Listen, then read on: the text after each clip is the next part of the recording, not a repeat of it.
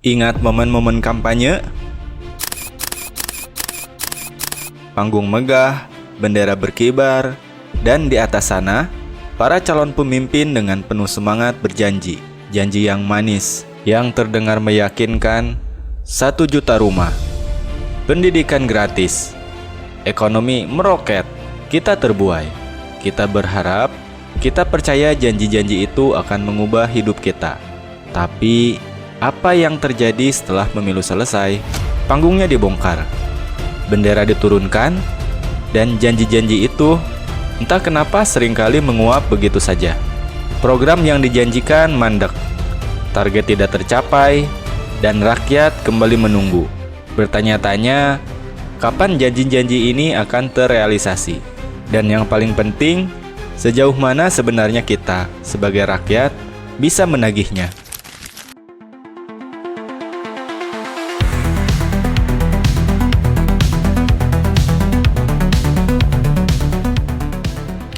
Halo, selamat datang kembali.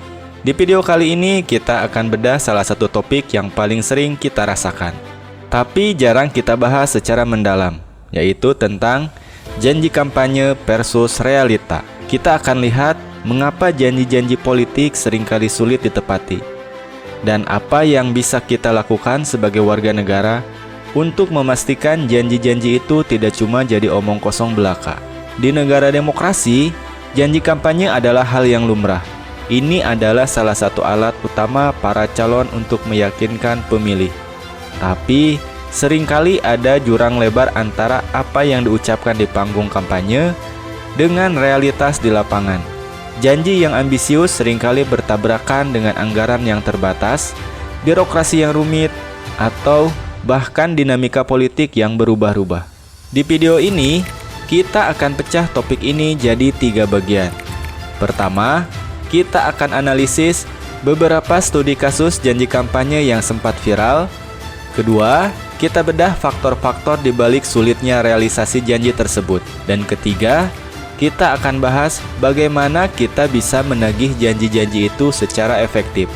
Jadi, siapkan diri karena kita akan masuk ke diskusi yang sedikit serius, tapi sangat penting untuk masa depan demokrasi kita.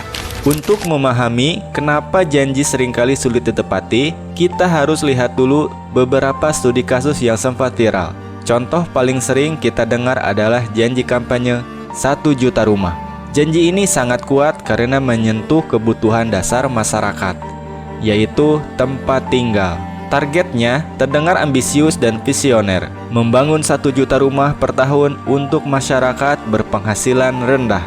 Realitanya, meskipun program membangun perumahan terus berjalan, target fantastis itu seringkali tidak tercapai. Angka realisasi setiap tahunnya bervariasi. Menurut data dari Kementerian PUPR, meskipun ada puluhan ribu atau ratusan ribu rumah yang dibangun, angka 1 juta rumah per tahun itu seringkali hanya di atas kertas. Kenapa? Karena di lapangan ada banyak sekali hambatan. Mulai dari masalah ketersediaan lahan, perizinan yang berbelit, hingga pendanaan yang tidak mencukupi. Berita-berita dari portal kredibel seperti kompas.com sering mengulas realisasi yang jauh dari target ini, menyoroti kendala di birokrasi dan pendanaan. Studi kasus kedua adalah janji-janji yang kerap disebut kartu sakti, seperti kartu pangan, kartu sehat, atau kartu pendidikan. Janji ini juga sangat populer karena menawarkan solusi langsung untuk masalah kesejahteraan. Konsepnya sederhana. Dengan satu kartu, masyarakat bisa mendapat akses mudah ke berbagai bantuan. Pelaksanaannya, program-program kartu ini memang diluncurkan, tapi seringkali jauh dari kata sempurna. Masalahnya bukan lagi soal niat, tapi soal implementasi. Data penerima bantuan seringkali tidak akurat. Ada kasus nama ganda, atau justru orang yang benar-benar miskin malah tidak terdaftar. Proses distribusi kartunya juga terkadang bermasalah. Berita investigasi dari media seperti Tempo atau tirto.id seringkali mengungkap masalah-masalah ini di lapangan, menunjukkan kesenjangan antara janji manis di atas panggung dan realitas pahit di masyarakat.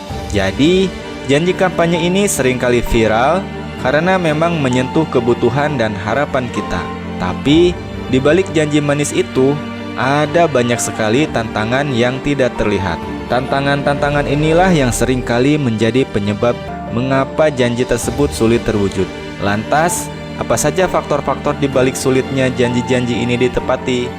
Sekarang kita bedah faktor-faktor yang membuat janji kampanye begitu sulit untuk direalisasikan. Bukan cuma soal niat, tapi juga soal sistem. Ada 3 faktor utama yang saling berkaitan. Pertama, keterbatasan anggaran dan sumber daya. Janji kampanye seringkali dibuat tanpa perhitungan anggaran yang realistis.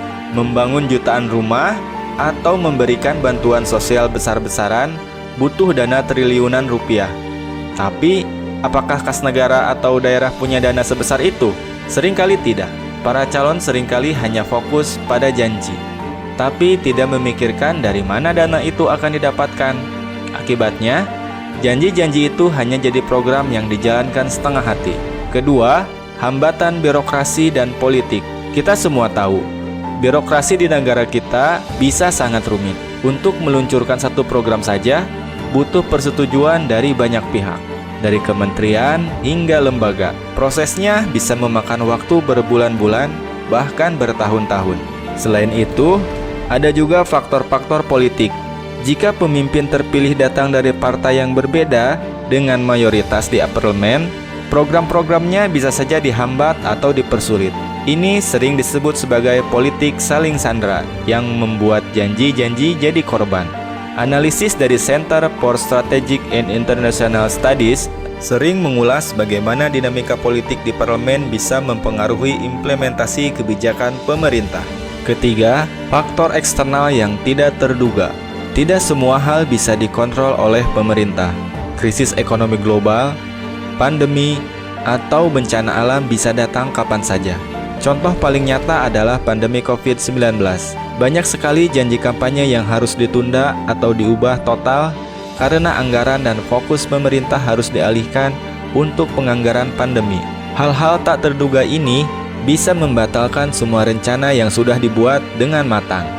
Jadi, janji kampanye yang dibuat sebelum pandemi misalnya bisa jadi tidak relevan lagi di era setelahnya. Maka dari itu, janji kampanye adalah semacam kontrak sosial tidak tertulis. Tapi, kontrak ini seringkali punya syarat dan ketentuan yang tidak tertulis. Syarat itu termasuk ketersediaan dana, kelancaran birokrasi, dan dukungan politik. Tanpa syarat-syarat itu terpenuhi, janji hanyalah sebuah kata-kata yang indah di atas panggung. Jadi, jika janji-janji itu sulit direalisasikan, apakah kita hanya bisa diam dan pasrah? Tentu tidak. Di sini peran kita sebagai rakyat menjadi sangat penting. Di era demokrasi dan digital seperti sekarang, kita punya kekuatan untuk menagih janji dan itu harus kita gunakan. Bagaimana cara menagihnya? Pertama, melalui lembaga perwakilan. Kita bisa menggunakan wakil rakyat kita di DPR, DPRD provinsi, atau DPRD kota atau kabupaten. Ingat, mereka punya tugas untuk mengawasi kinerja eksekutif. Laporkan ketidaksesuaian antara janji dan realita kepada mereka. Desak mereka untuk mengintervensi. Kedua, melalui media sosial dan petisi online. Di era digital ini, tagar dan petisi online bisa sangat efektif. Mereka bisa menciptakan tekanan publik yang besar. Contohnya, banyak kampanye online yang berhasil menuntut pemerintah untuk meninjau kembali kebijakan atau mempercepat program yang mandek. Ketiga, melalui media massa yang kredibel. Berikan informasi kepada jurnalis investigasi tentang janji apa yang belum terrealisasi. Media memiliki kekuatan untuk mengungkap fakta dan menekan pemerintah melalui pemberitaan yang luas. Menagih janji bukan hanya soal hak, tapi juga kewajiban. Ini adalah bentuk pendidikan politik bagi kita semua. Dengan menagih janji, kita tidak hanya memastikan pemerintah bertanggung jawab, tapi juga membangun sistem demokrasi yang lebih sehat dan akuntabel. Kita belajar untuk tidak hanya percaya pada kata-kata, tapi juga pada bukti dan hasil. Jadi, janji kampanye adalah sebuah kontrak sosial, dan sebagai rakyat, kita punya hak dan kewajiban untuk menagihnya. Bagaimana menurutmu? Apa janji kampanye yang paling ingin kamu tagih saat ini? Tulis pendapatmu di kolom komentar di bawah. Kalau kamu merasa video ini bermanfaat, jangan lupa like dan subscribe agar tidak ketinggalan video-video edukasi kami lainnya. Sampai jumpa di video berikutnya.